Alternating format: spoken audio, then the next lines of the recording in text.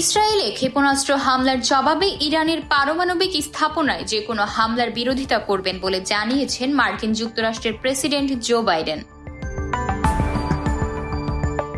বুধবার সাংবাদিকরা বাইডেনের কাছে জানতে চান, ইসরায়েল যদি ইরানের পারমাণবিক স্থাপনায় হামলা করতে চায় তাতে আপনি সমর্থন দেবেন কিনা।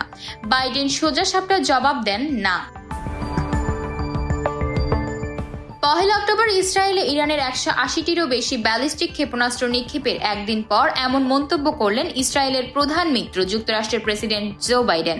ইসরায়েলের ভূখণ্ডে ক্ষেপণাস্ত্র হামলা চালানোকে ইরানের বড় ভুল বলে মন্তব্য করেছেন দেশটির প্রধানমন্ত্রী বেনিয়ামিন নেতানিয়াহু। তিনি বলেছেন, এজন্য ইরানকে চড়া মূল্য দিতে হবে। এদিকে তেহরানের বিরুদ্ধে প্রতিশোধমূলক কোনো পদক্ষেপ নিলে ইসরায়েলের সব অবকাঠামোকে লক্ষ্যবস্তু করে হামলা চালানো হবে বলে কঠোর হুঁশিয়ারি দিয়েছেন ইরানের সামরিক বাহিনীর chief of staff major general Mohammad বাঘেরি।